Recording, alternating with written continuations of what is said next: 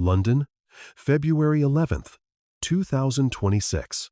In a major move toward openness and accountability regarding the monarchy, Prince William issued an uncommon public statement today, confirming the British royal family is fully assisting the United States Internal Revenue Service in its probe into the Archewell Foundation and its associated commercial partners. Addressing the crowd from the south steps of Marlborough House at 10 in the morning, William faced the international press with calm authority, legal precision, and a firm institutional stance, stating that silence should not be misread as agreement. The Crown does not support, fund, or have any formal ties to the Archewell Foundation or its branches. Our duty is to safeguard the constitutional standing of this institution, and we will operate with total openness whenever that standing is challenged. While the tone remained diplomatic, this event represents an almost unheard-of constitutional step for the heir to the throne. Prince William, standing as both the future of the crown and its current guardian, moved to directly address rising global rumors regarding whether the monarchy held any past ties to Archewell, the controversial nonprofit started by Prince Harry and run primarily by Meghan Markle. The IRS investigation officially launched on February 9, 2026, with a formal inquiry sent to the royal household, His Majesty's Treasury, and the Royal Trust, asking for details on 3 specific issues. First, did any British royal body ever provide financial or symbolic backing to Archewell? Second, were any royal titles or crests utilized in American business dealings without authorization? And third, was there any deliberate deception regarding royal endorsement in American tax filings or fundraising documents? This move came after a disputed quote from Meghan Markle surfaced from the 2023 Aspen Impact Forum, where she claimed Archewell represents not just their family, but a legacy of service instilled by the Crown. American regulators flagged this statement as potentially deceptive, sparking a deep dive into Archewell's tax records, donor solicitations, and marketing, specifically regarding the luxury line As Ever, which Meghan introduced in 2024. Worries about the deployment of royal language and logos that looked like British monarchical assets sped up the inquiry. Less than 48 hours after the IRS notice arrived, Sir George Liles, head of the Royal Trust, greenlit a top-priority video conference between the IRS International Tax Crimes Unit and senior palace legal and finance officials. That online meeting on February 14th resulted in immediate institutional transparency, confirming that no sovereign grant money, charitable trusts, or palace allowances were ever sent to Archewell. The release included internal logs from the Royal Household Communications Office, proving warnings were issued in May and September of 2024 about the unapproved use of royal-style imagery on Meghan's A.S. Ever packaging. They also provided legal documents proving no licensing deals or endorsement rights were ever given to Archewell or any related American companies to use the Duke or Duchess of Sussex titles for profit. An insider at the palace noted that the IRS agents were shocked by how complete the records were and how prepared the royal compliance team was. According to the Washington Post, one IRS official called the discussion the most open cross-border nonprofit audit collaboration they had ever witnessed from a historic institution. On February 16, 2026, a secure face-to-face summit occurred at Clarence House involving Prince William and Peter Howren, the Senior Director for International Tax Crimes at the IRS. The session, which ran just shy of 2 hours, skipped the ceremony and focused entirely on business operations. William was flanked by the palace's general counsel, the Royal Trust's ethics director, and a high-ranking official from His Majesty's Treasury. Howren brought along a legal liaison from the United States Embassy and financial compliance auditors from the IRS. The agenda covered 6 specific issues the IRS had outlined beforehand, starting with the inappropriate use of the Duchess of Sussex title on American tax forms. They also examined proof regarding false suggestions of royal backing in charity requests. Another point was product packaging that mimicked the style of royal gifts and crests, alongside a review of past funding. They discussed the existence or non-existence of any relationship between the Crown and Archewell, as well as any diplomatic claims the Sussexes might have made overseas. Finally, they reviewed the log of communications between the Palace and Sussex representatives spanning 2021 to 2025. Witnesses confirmed that William was steady, clear-spoken, and strategically tough throughout the meeting. At one point, when asked about damage to their reputation, he reportedly stated that the royal family is not just a marketing theme. We are caretakers of a constitutional heritage, not characters in a story written for personal profit. Notably, William repeated a sentiment often linked to the late Queen Elizabeth II and Prince Philip: service should never be mistaken for brand management. The choice to make a public announcement on February 11th, before the IRS audit wrapped up, was calculated, with palace aides confirming it aimed to hit 3 goals. First, to assure British taxpayers and the Commonwealth that the monarchy has zero financial or symbolic ties to Archewell. Second, to define the Crown's institutional stance before the legal proceedings in the United States move to the next phase. And third, to show eager international cooperation that satisfies both His Majesty's Treasury and American regulatory expectations. William's address laid out 3 core principles that are now considered official palace policy, starting with an institutional firewall. No current or former royal family member is permitted to suggest royal backing for business gains. Next is ethical neutrality, meaning the monarchy's place in society must stay non-political, non-commercial, and constitutionally separate from self-interest. Finally, there is a duty to disavow whenever private enterprises misuse royal connections without permission. The monarchy retains full authority to issue formal denials regarding legal liability and reputation. These standards were first articulated during the address and formalized hours later in a filing designated as the Statement of Institutional Separation. Paperwork concerning Archewell and the Crown was instantly dispatched to nonprofit oversight bodies and brand watchdogs throughout the United States, the United Kingdom, and Canada. By noon, the speech was dominating global news cycles. The Guardian ran with, "William's Royal Firewall. The monarchy draws a hard line on Archewell." The Times went with "From Trust to Truth, Prince William's Historic Institutional Declaration," while the New York Times headlined it, "A Future King's Statement. A Present Reckoning. William's Intervention in IRS Probe." By February 11th, palace officials started laying groundwork for a potential Privy Council meeting to reassess the legal status of the Sussex designations. An insider near Buckingham Palace verified that King Charles has greenlit the legal examination in principle, pending proof of exploitation via upcoming leaks.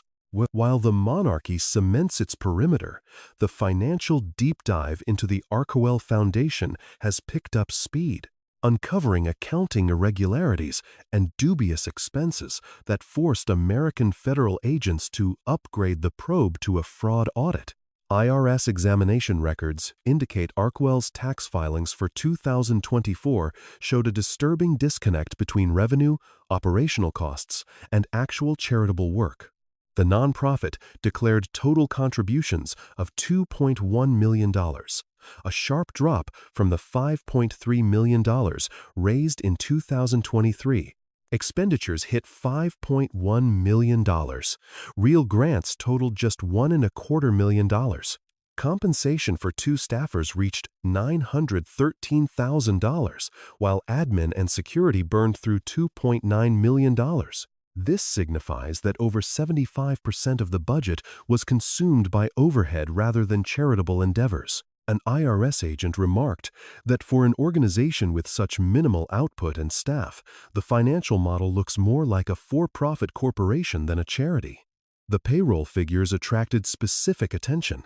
Archewell reports having just 2 full-time employees, yet between them, they pocketed nearly $1 million in wages. Reports suggest neither person possesses executive-grade experience in nonprofit management, fueling fears of financial mismanagement.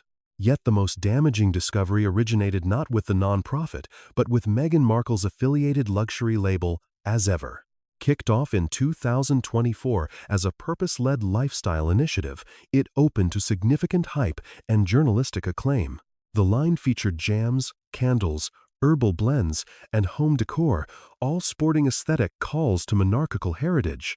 Containers displayed stylized coronets, serif typography identical to palace letterhead, and slogans such as "By Royal Ritual" and "Inspired by Legacy." Detractors immediately pointed out that the styling was a near copy of Windsor gift packaging and official ceremonial trademarks. Early reports alleged the entire stock vanished in hours, but a technical error on the site exposed the reality.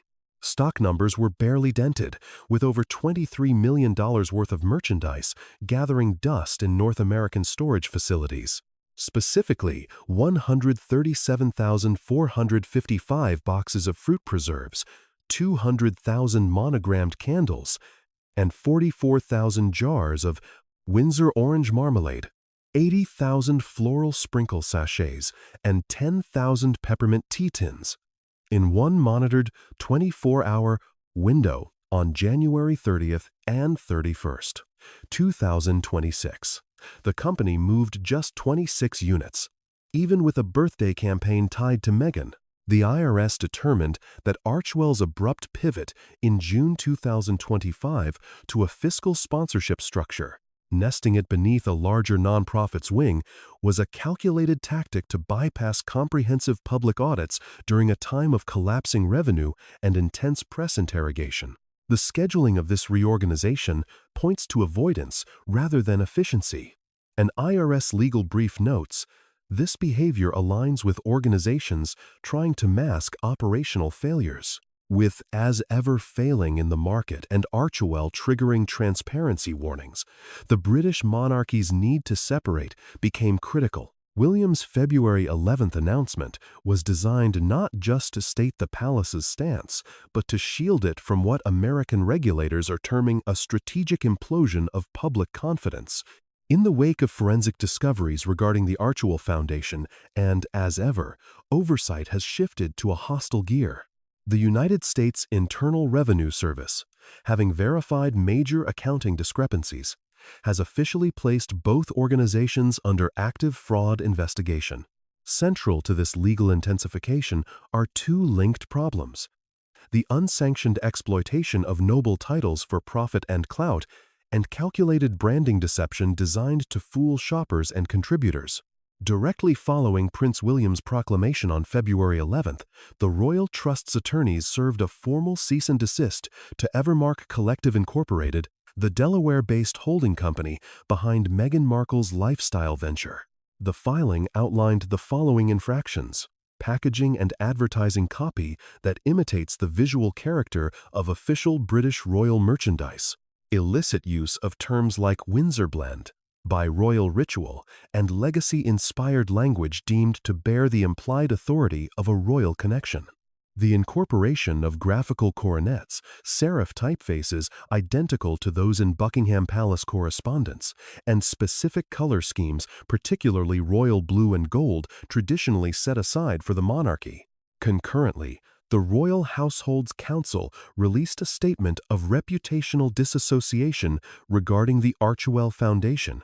They filed revised disclosures with global oversight agencies and United States charity databases, declaring that no backing express or implied was ever bestowed upon Archewell. No noble rank has been cleared for inclusion in tax returns, fundraising solicitations, or commercial media. Multiple demands from the palace to cease these practices were allegedly disregarded or twisted to suit their narrative. The Royal Trust also rapidly updated its internal compliance bylaws to cement these standards. The revised Royal Branding Compliance Protocol features 3 critical amendments, starting with title usage review. Any use of honorifics, regional designations, or ceremonial status after stepping down must now be vetted in advance by the Lord Chamberlain's office if tied to fundraising, retail, or broadcasting. Symbolic affiliation audit. Every allusion to the crown, royal duty, historical legacy, or graphics resembling Windsor crests must be fully catalogued and revealed before public distribution. Institutional firewall clause. Any entity suggesting it carries on the mission or ethos of the royal family must display a bold disclaimer stating, "Not affiliated with the British monarchy or the sovereign grant." These modifications apply retroactively to every living former working royal. Yet, arguably the most talked about element of the IRS probe remains the Meghan Markle continues to plaster the Duchess of Sussex title all over her media kits, websites, book jackets, podcast episodes, and merchandise, long after the couple quit their royal duties back in 2020. While Meghan gets to keep the title as a formality, since Queen Elizabeth II gave it to her as a wedding gift, using it to run a business is strictly off the table. Prince William made sure to highlight that distinction during his public comments. Honors bestowed by the crown aren't tradable assets. They aren't shields for making a profit or tools for marketing gimmicks. They are public responsibilities held in trust. That statement packed a punch, carrying serious legal and symbolic weight. British constitutional experts warn that commercializing a royal title, especially during a live international audit, moves past cultural pride and crosses into the territory of deceptive advertising. The IRS is now demanding paper trails proving Meghan actually authorized branded goods featuring the Duchess name, along with any contracts where that title helped to lock down partnerships, book advances, or interviews. Plus, any claims made to donors that imply she is still an active player for the monarchy. A memo from the palace's brand protection team, dated May 2024, lays it out clearly that continuing to use royal titles without the institution's backing could be seen as reputation fraud and grounds for a civil lawsuit under British trademark laws.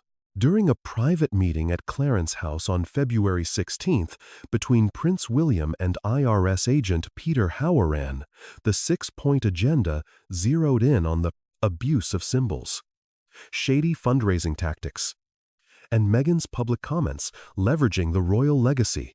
Sources in the room say William personally laid out side-by-side photos of as ever packaging and official royal Christmas boxes to show how the designs were mimicked.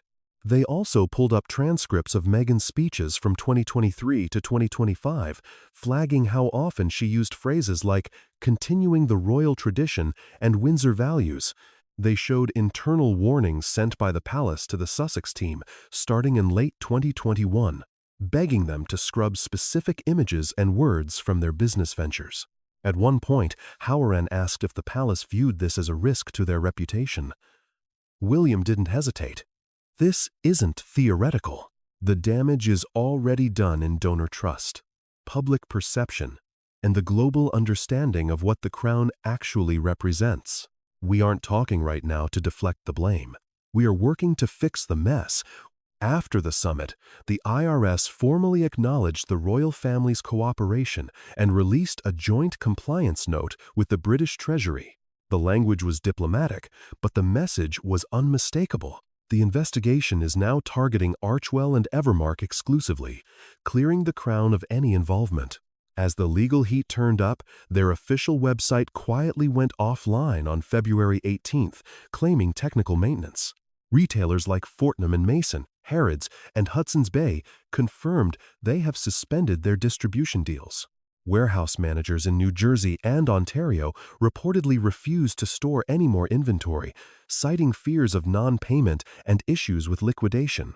Forensic accountants backing the IRS revealed there is over $23 million in unsold stock sitting across North America. The biggest product flop? Windsor Orange Marmalade. 44,000 jars are just sitting there. A promotional push tied to Meghan's birthday in January 2026 sold only 26 units in 24 hours. Regulators and royal commentators are now using the phrase strategic collapse of credibility to describe the mood in both London and D.C. The Royal Trust is getting ready to submit a formal review of title usage to the Privy Council. Legal teams are drafting a civil lawsuit against Evermark for exploiting symbols and damaging their reputation. The IRS is coordinating with the U.S. Department of Justice to see if wire fraud or charity misrepresentation laws apply to the Archewell case. As the scandal grows, Prince William is being praised for leadership that is both proactive and respectful of the Constitution. His strategy to draw a hard line rather than hide behind a curtain has redefined how the monarchy handles modern scandals. That February 16th summit at Clarence House and Prince William's public statement on February 11th have solidified into a total institutional firewall. For the first time in modern history, the royal family has taken public, legal, and diplomatic steps to cut ties between its authority and a former member who is now under investigation. The core of this firewall strategy is the doctrine of symbolic neutrality. It is the long-standing rule that the crown cannot be used to boost private bank accounts, political agendas, or commercial deals. However, the Sussex team has aggressively tested that rule with their actions and words since 2020. William stepping in was the turning point. What started as a polite distance has turned into a legally codified rejection. In the days after William's statement, Meghan Markle's ventures started falling apart. The As Ever website went dark, showing only a maintenance page, while major retail partners in the UK, Canada, and the US paused upcoming launches. A cease and desist order from the Royal Trust landed on Evermark's legal desk, demanding they immediately pull any packaging or ads that look like royal aesthetics. The IRS issued a formal warning, pointing out Archewell's continued use of misleading language with donors. Multiple charity rating sites, including Charity Navigator and GuideStar, updated Archewell's profile to show it is pending a federal audit. Most critically, the IRS confirmed that over 75% of Archewell's 2024 spending wasn't mission-related. It mostly went to travel, security, and promotional costs for Meghan's personal projects. That term, coined by regulators, strategic collapse of credibility, is catching fire across British and American media. Meghan isn't just looked at as an ex-royal or a charity figurehead anymore. She is now staring down the barrel of possible fines, a crumbling business, and major institutions turning their backs on her. Tax investigators claim the messy mix of money and prestige tying Archewell to the remaining Sussex name isn't just sloppy management.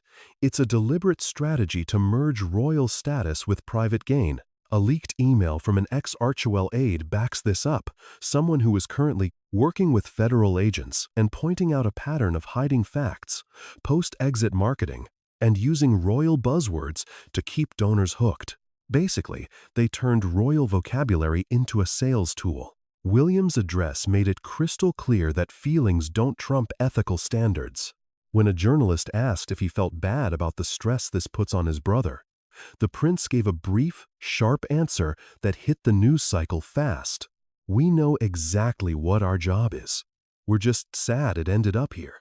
This strategy, quiet but firm, is being called the new Windsor standard for leadership. Historians and legal experts are on the same page. The palace didn't get angry or sit still. They just stepped up, handed over the receipts, and let the truth do the talking. Just days after the meeting, two things kicked off. First, a Privy Council check. On William's advice, and with the King's total backing, they've started officially reviewing whether the Sussex titles should stay or go. Insiders say lawyers are drafting a report to see if using the titles for business or charity cash is enough reason to suspend or strip them. Writing up the Civic Clarity Act. The Royal Trust is working with palace legal experts to finish a new rulebook called the Civic Clarity Act. The goal is to control how titles get used, stop people from copying royal symbols to sell things, and set clear steps for cutting ties. While this targets the Sussex situation right now, it's also a safety net for the future, making sure no ex-royal can cash in on the family name or history without a green light. The world reacted fast.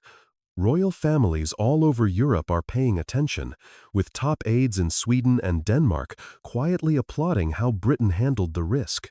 Back in the States, the IRS put out a statement thanking the palace for being honest, sharing records, and working together on the rules. A Wall Street Journal headline nailed the vibe. The crown is not for sale. How William quietly built a royal firewall. That symbolic boundary is now a hard rule.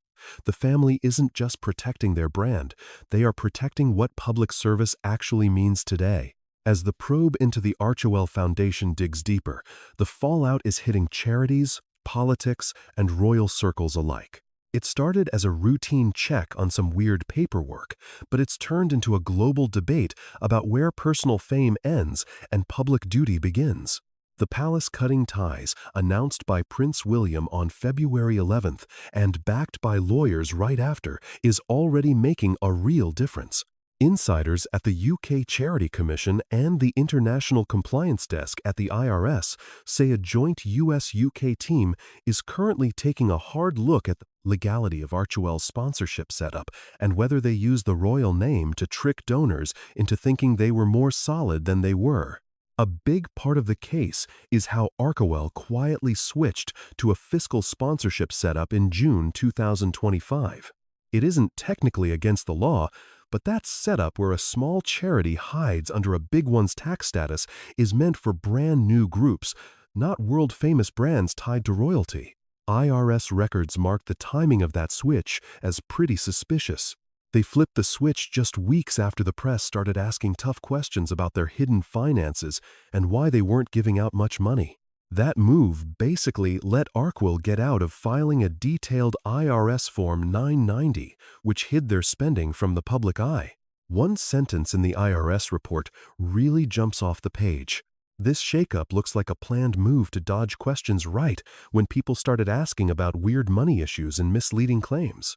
At the same time, Archewell's own numbers show donors are bailing, dropping from $13 million in 2021 to just over $2.1 million in 2024.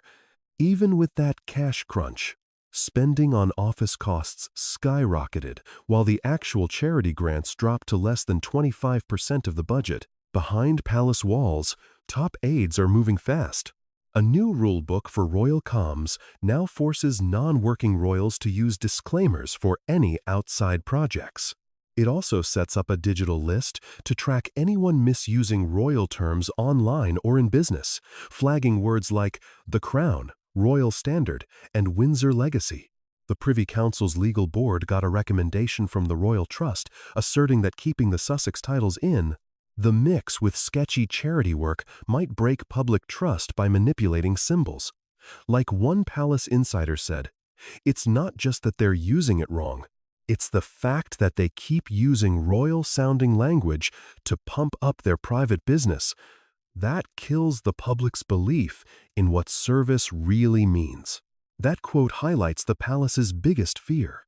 If they don't draw a hard line between serving the people and getting rich, the monarchy's whole reputation could start to crumble. For Meghan Markle, the financial risks are blowing up fast. Leaks from inside several warehouses show more than $23 million worth of unsold stock for her lifestyle brand. As ever, on top of the bulk deal falling apart, Meghan is now looking at serious penalties under Title 26 of the U.S. Code for tax evasion and cooking the books. We're talking potential Title 18 charges for wire fraud and lying. Plus, she could face prosecution for violating the California Nonprofit Integrity Act. Consequences might involve seizing any charity cash that was mishandled, and Archewell could lose its tax-exempt standing entirely. The discovery phase could expose private emails to the world, leading to a total blackout from big-name retailers and charity lists. Even the California Attorney General's office is dusting off a shelved case from 2023, pointing to fresh proof that state documents contained bogus information. Come February 20th, the palace plans to officially ask the Privy Council to take a hard look at the Sussex titles. Attorneys agree the Crown has the constitutional right to pull a peerage or dukedom if holding on to it threatens the monarchy's image or legal standing. It's a touchy subject, But sources say Charles has already looked over the paperwork to strip the titles and is ready to sign off if the legal violations stick. This could lead to something we haven't seen in the modern era. A royal who stepped down, losing their rank because they couldn't stay neutral or honest with money. As Prince William made clear in his speech, the crown has to stay out of the marketplace.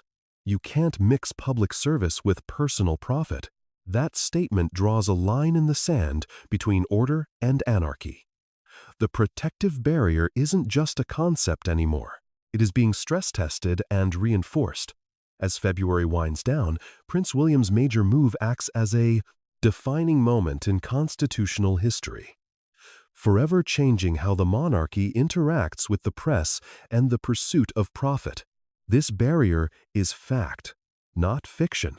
It sets a new standard, and the fallout is still hitting three key areas: the law, the symbolism, and the institution itself. Just days after the summit at Clarence House and William's speech, the Privy Council put together a special group to figure out the legal side of removing the Duke and Duchess's titles. The main accusation is that they've been using their royal status for years to line their own pockets and mislead donors. Council is looking at the Titles Deprivation Act of 1917 for comparison. It was meant for wartime, but they're using the logic now to protect the Constitution during peacetime scandals. Even if they don't use that specific law, the core idea that you only get a title if you serve the country is driving these discussions. A top aide to William explained that the palace isn't playing politics. They're playing defense.